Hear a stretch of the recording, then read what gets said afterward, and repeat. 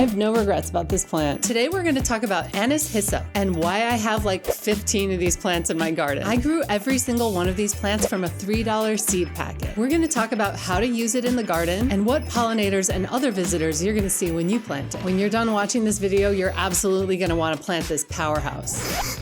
It does smell like licorice.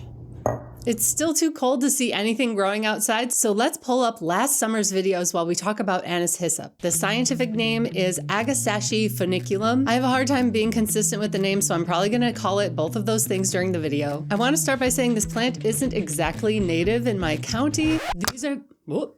These are the areas where it's native. It lives in the wild prairie on the plains. Because of the way this plant just gives and gives, for me, this is close enough. So this is what I would call a pollinator plant. It provides a lot of nectar for bees and seeds for birds. It's just so loved by birds and insects. I'll always make an exception for this. I literally have at least a dozen. Now, is that because I have a huge budget for plants and I'm always buying lots of plants all the time? Nope. It's because Anise Hyssop produces a ton of seed. Since I grow the native species, it's a piece of cake to just grow it from seed, and I know what I'm getting because I grew it at home. Anise Hyssop stays in a clump. It's about 3 to 4 feet tall, beautiful purple upright flowers. There's small flowers all around the stem. That makes it super easy for bees to get to a lot of nectar just by visiting one inflorescence. The biggest selling point for me is the bloom time. This plant is an overachiever because it blooms literally from July till frost. It just keeps putting out blooms until the foliage gets killed by the cold. It's really helpful for some of our migrating wildlife to have blooms that late in the season. Plant requirements. If you want to grow Anise Hyssop, it does want full sun. You can grow it in part shade, but it might get what we call leggy, which means that it gets tall and kind of spindly looking. That's because it's trying to grow fast to compete with any other vegetation that's around because there's not a lot of sun. So that's something to think about if you're thinking about putting this in shade. You can cut back this plant in early summer to maybe the second node, and it will bloom about a month after you cut it back. It recovers really quickly. As far as soil moisture, it really likes medium soil, although it did really great last year when we had a drought and the soil was very dry. I wasn't watering these. It's not really a wetland plant. I wouldn't put it in the bottom of a rain garden or in a ditch, anywhere where there's standing water. This one really likes medium to dry soil. The main attraction for pollinators on this plant is going to be the nectar. Some plants are just really good at replenishing the nectar really fast on their flowers. It's kind of like if you go to a restaurant and they refill your drink. Some places you're sitting there with an empty cup, and some places they refill it before you're even done. I think Anise Hyssop really does a good job of refilling those flowers. The bees stay on it for a really long time drinking the nectar. Not only that, but look at the structure of this flower. This is not actually one flower, but it's dozens of flowers on the same inflorescence. Yeah, the flowers are small, but they're all really close to each other. Now with something like a hibiscus, the bee will go to the center of the flower, drink the nectar, and then they'll have to fly away and find another flower. It's not super efficient to fly from flower to flower looking for nectar, but these compound flowers, like the ones on Anise Hyssop,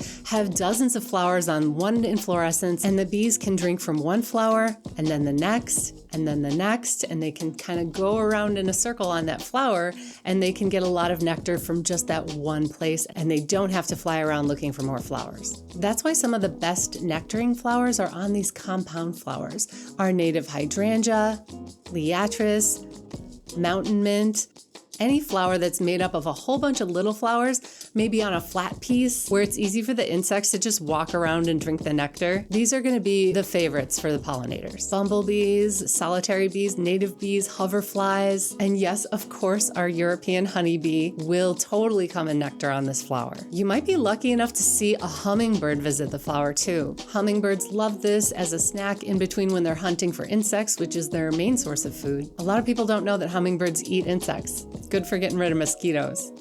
Butterflies will also drink nectar from these flowers. So you can see monarchs, swallowtails, painted ladies, even some moths will come out at night and nectar on these flowers when they don't have to compete with other insects or worry about predators like birds.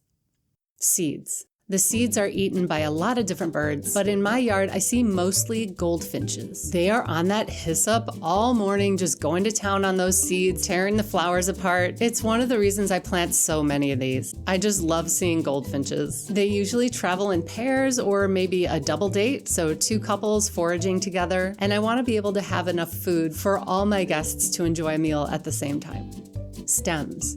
When winter comes around, the stems stay straight up for a little while, and then eventually when the snow falls on them, they kind of fall on the ground. These stems are big enough for small bees to overwinter or lay eggs in. So I try my best to leave the stems up as long as I can in the spring. The bees will use these stems well into summer, so I like to leave at least 24 inches of the stem for the bees to use, if I even cut them back at all. To tell you the truth, in June, by the time the plant is leafed out, you can't really see the stems anyway. If you're enjoying the channel, now's your chance to subscribe. If you're already subscribed, maybe consider supporting me on Patreon.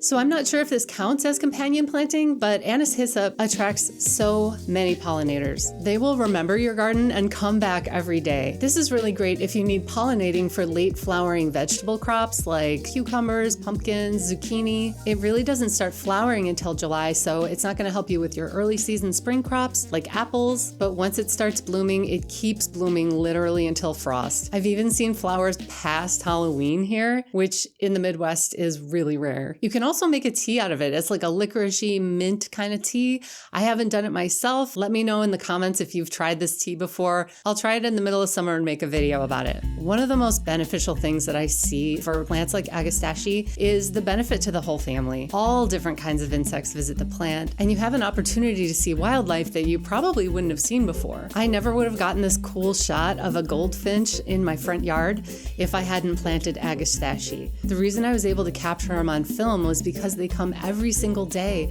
and spend hours in the garden just foraging on the seeds and probably bugs and stuff. They'll stay on one plant for 15-20 minutes at a time. Okay, we need to talk about hybrid cultivars. There's a cultivar of Agastache called Blue Fortune. This is the most common Agastache that you're going to see in the garden center. Anytime you see a plant name in quotes, that means that it is a cultivated variety. That means humans took the original plant and we either made a hybrid or we added characteristics for us that we like. We did this with most of our vegetables. Most of our vegetables weren't as large or as nutritious as we've designed them to be. We've taken corn and we've turned it into a grain that can be eaten on its own because it's just so delicious, like Iowa sweet corn. Well, we changed the characteristics of flowers too. Agastache Blue Fortune is a hybrid species, and that doesn't mean it's bad. We don't put plants into categories like good and bad. What it means is the seed may or may not be consistent in what you get from the seed. The plant might have different characteristics, like it's shorter or it has more flowers. It's a more compact form. Sometimes when we breed plants to have more flowers, the plant has to compensate for the fact that flowers are kind of expensive to make. So some of them have less nectar or they have less pollen. I'm not sure if that's the truth with Agastache Blue Fortune. The Mount Cuba Center has done some research and found that pollinators visit Agastache Blue Fortune just as much as the native species. So I'm hopeful that what's easy for us to find in the garden center, we can still use at home for our pollinators. It's still a lot of guesswork at this point. There are thousands of cultivars and nobody's going to do research on 1,000 of these cultivars. There's just a lot that we don't know, and there's some things that we're never going to know. I think the benefits with Blue Fortune is that it's shorter and more compact, and therefore it's less likely to fall over, which some of us have some trouble with in our gardens. For the straight species that's a little bit taller, I would suggest planting this with other plants like Little Blue Stem. I have some here with Little Blue Stem and they do really great. I have this one on its own, kind of without other plants around it, and you can see it's really flopping over in the rain. I had to stake it and put like a rope around it because it was really falling over. So this one really wants to be with other plants. So if you're worried about your plant falling over, give it some friends. Put it with its friends, put it with Little Blue Stem, Side Oats Grandma, and it's going to do much better. You can also, like I said, you can do like a Chelsea chop. You can cut it back in early June to the second node, and then you're going to have a more bushy plant rather than something that's a little bit taller. Our taller plants, they flop over if they're not with their friends. It's just something that we live with when we want to have a pollinator garden. Sometimes things flop over. It's not a big deal. I would probably plant Anise Hyssop about 12 inches apart, maybe 18 inches, depending on how much space you have. If I was planting Blue Fortune, I'd probably give it more space, but 12 to 18 inches is good spacing for this.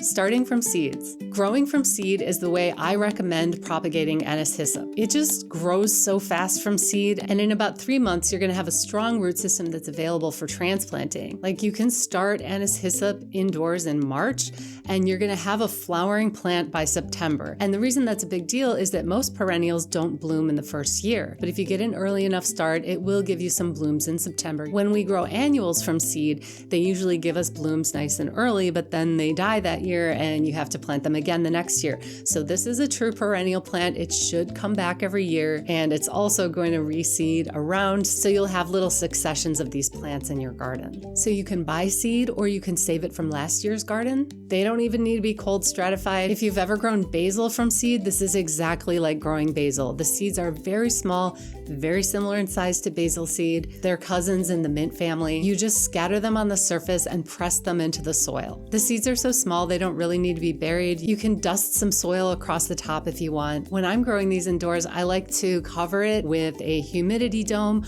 or some type of plastic piece to just kind of keep the moisture in there until they start sprouting. It helps them sprout faster. I would say Agastache kind of sprouts the first week, maybe 2 weeks if your seeds are very dry. The plastic will keep the moisture inside, make sure the plastic isn't touching the seeds. And then once they sprout, remove the plastic so that it doesn't create a little greenhouse in there and get too hot for the baby seedlings.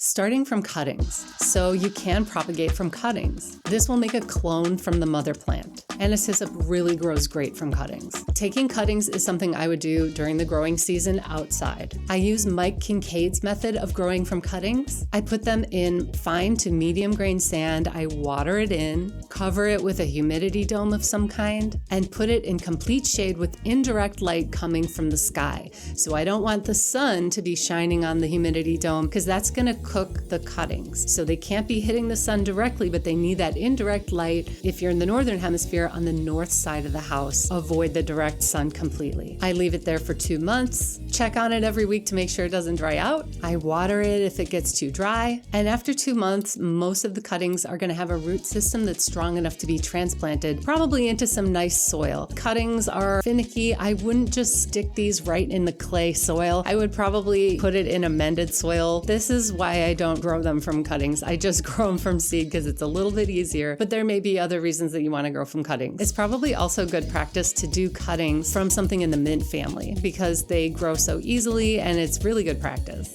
Anything with square stems is usually pretty tough. If you plant Anise Hyssop in your yard, you're not going to be disappointed. You'll see so much wildlife and you'll be able to give seeds away to your community. I love talking about plants, so tell me in the comments what kind of plants you want to learn about. I'd love to make a video about them. And in the meantime, check out one of my other videos on how to start a pollinator garden.